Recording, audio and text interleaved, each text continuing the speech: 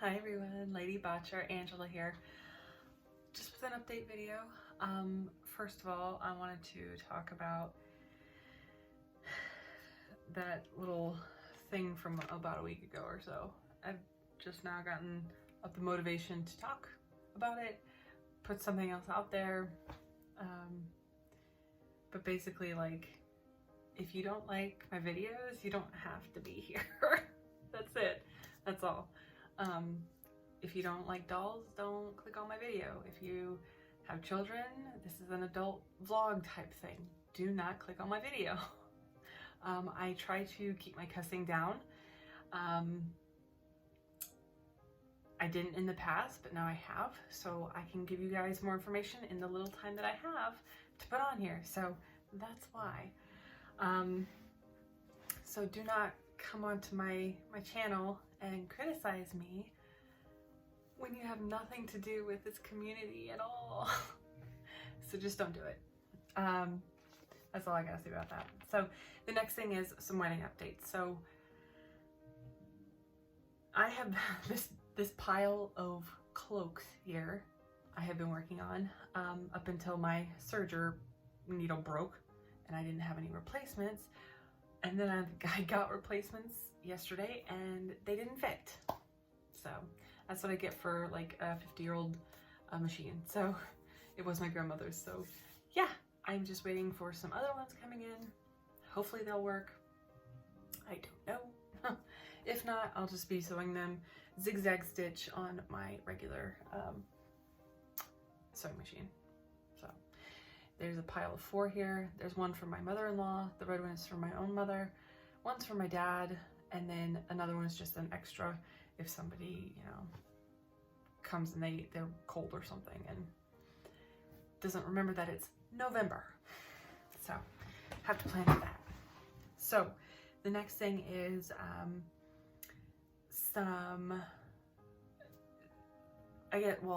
I know one person had talked about like what we were doing for the ceremony and jumping the broom. Jumping the broom in modern times meaning like the last like 200 years or so, has become very more of an African American tradition here in the States. It was because, I have my notes here, it was because this, before the Civil War, obviously African Americans didn't have any legal right to marry like we do today. So, and so what they did was they jumped the broom. It's a symbolic way to recognize their union. So the origins of this are debated today, but it's practiced actually in many cultures around the world, because the broom is actually a symbol of basically like symbolic of sweeping out the bad luck, and it sweeps away evil and everything. So the broom itself is actually something that is supposed to be very good luck. So, you know, that's all over the world. So just not so much here. Not sure. I guess that's just not something that, you know, Americans do or something. I don't know. It's just not the way that modern weddings go, I guess. But I did find that as it is known in the Celtic tradition, it seems that this jumping the broom tradition actually started in Wales. And it started back in the pre-Christian Roman times. So this was way back, way back, like thousands, right? So the Viking Age, or era, if you want to say, is anywhere between about 750 or 700 to about 1011, something like that. I know there's one year where William the Conqueror came over and he conquered everything, and then like basically the Viking way of life kind of into history. So in between that time, obviously they didn't have the same traditions we do it in modern times and that kind of thing. So a lot of them were very, very poor, and they were farmers, and they didn't have the money to get, you know, rings or some kind of talisman or something to represent a union together. So what they would do, obviously, most, if not all, of the people back then had brooms, because they had to sweep out the dirt, the rocks, and everything that tracked in, and they had to, you know, keep their place nice and tidy. And it's fairly simple to make a broom. I mean, it's a stick with some hay or straw tightly bound by some leather cording or something. So this was also very much accepted in, like I said, like the rural areas of Britain. It was mainly embraced by the Anglo-Saxons as well. So, I mean, so that's kind of a short little history. You can go and Google it yourself if you like. But yes, in modern times, it is known as a more African-American tradition, but it is done all over the world. So it's not just a, you know, a race thing. So just wanted to give you guys that information. So yeah, so the next thing I have, because I have my notebook, is the river nymph that I'm working on, and she is actually right here. I've decided not to film her face up. This is I don't think you can even see it. It's not even coming in. Nope, it's not. Maybe. Yeah, I don't think so. Anyway, this is the first layer, and I'm not sure. I'm not sure about her lips being so dark, but I don't know. We'll work with it. Who knows? So yeah, I'm not gonna film it just because I just don't have the motivation to do it. I just don't. She is not even have a backstory yet, but she is a river nymph, and I did name her Nixie because Nixie means night or water nymph. So I was like, all right, that's fine. So I had two spellings of it, but I just went with the one I liked better. You can probably see her body and her stuff is sitting right here. I did make her, if you saw on Instagram, like a flowy dress thing, right? I also made her a Ruana cloak, if you want to check it out. Basically, it's just a rectangle cut down halfway down the middle, and then it's, you know, slung on you. And that's what those cloaks are back there too. So I have one for her. I kind of did some hand sewing on it, and yeah, I mean, it looks alright and doesn't look bad. At least I don't think so. But some upcoming projects that I'm working on probably won't get finished before the wedding, but it is still going to be a prop, is this trunk down here. I also have some lanterns that actually flicker, which is really cool. I also have a bigger trunk that you saw on Instagram, if you have Instagram or whatever, that I'm refurbishing, and it's going to be very slow because it is very dirty, and I don't have, because I want to do the inside and the outside, obviously, but I don't know, it's gonna be a long time because I've got still the rental stuff doing, and it's a lot, and I'm starting to kind of freak out a little bit. But also I want to work on accessories for, I moved my diorama so you guys can see it. This is still in the same spot as I took pictures in last time. You can sort of see Psyche here and Edu's on the side, but there's Hester, and yeah, I've got a couple of accessories I want to make for them. So like Psyche gets a telescope and some constellation charts and stuff like that. I'm not sure, let me see here, it's in my thing here. She also gets a navigation tool. I forget what it's called, but pirates and ships actually use this tool, and they align with the stars. I forget what it's called. So if you know what it is, please tell me. Also, I want to have some teacups and some tea for Edu, because that's what she reads. She reads tea leaves and stuff as well.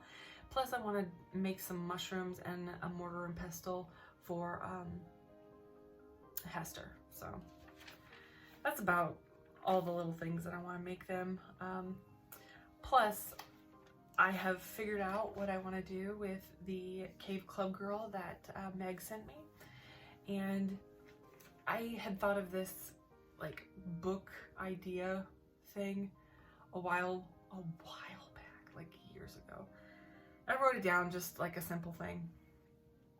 And I was like, oh, okay, well, I'll make her a character too. So basically, her name is Erica Rose Chase, and she's studying abroad in England, and she's a modern girl, loner, kind of nerdy, estranged family, so she doesn't really have any family, so she's doing her thing. This was before I did Hester and stuff, but she loves herbology and history, and she loves the Danish language, and somehow it's a lot like Outlander in the sense that she basically time warps in the woods when she was out walking one day, back to the 10th century. She becomes a teacher for the town of Edinburgh, not the town of Edinburgh, sorry, for the town of York, which was in Northumbria at the time. So at that time, that area was like Danelaw after the Danes had taken over, which Danes are basically Vikings. So Viking is like a way of life, and then you have your other ones, like you have your Norwegians, you have your Danes, and then you have like your Swedish Viking. So it's a lot of history. So yeah. So she has large glasses, freckles, gray or green eyes, I'm not sure yet. Mousy hair, you know. So she becomes almost like a midwife here in this town, back in the day. So she goes around with the midwife that's there. She takes over. She talks about hygiene and all this, and then they think that she's a witch, or she's, you know, some crazy, you know, witch lady or whatever.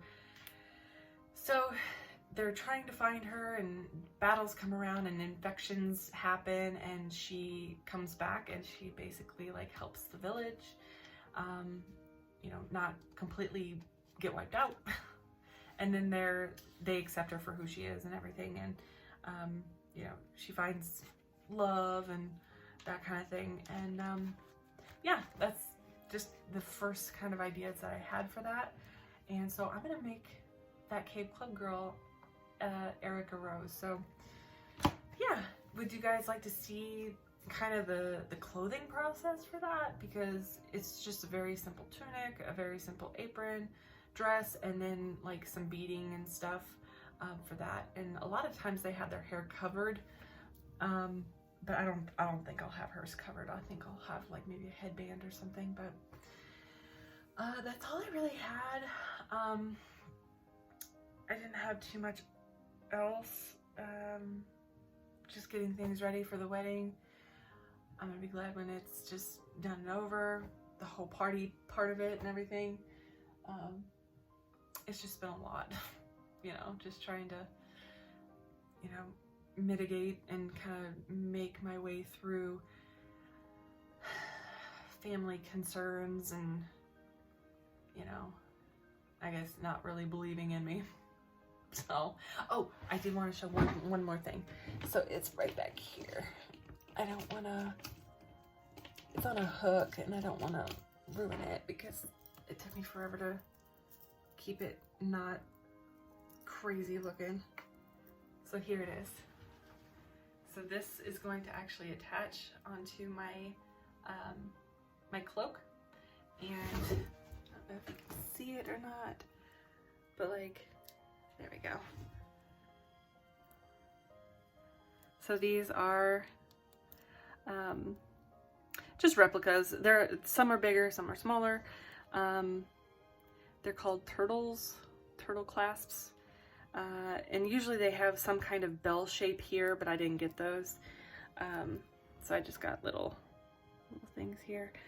But yeah, so this is gonna attach there, and it's basically these things are supposedly what historians have said is that they were worn by mainly women to basically keep up their apron dress over their tunic. So, because they would come up almost like overalls, and they would have a loop here, and so they would just hook on to the loop, and that's how they would keep up their clothes. So yeah, so I mean, it's working for me. It's gonna keep up my cloak. So yeah, I think that's now it. Yeah, I'm just, you know, I'm trying to keep motivated, being creative and stuff, for my dolls and stuff.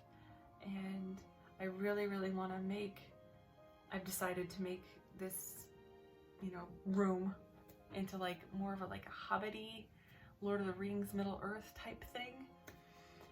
So a lot of the decorations we're going to use for the wedding, I'm going to bring back here and use them. Just to kind of, you know, that's kind of where my headspace is right now, where I want to take it a little bit slower, just kind of, you know, yeah.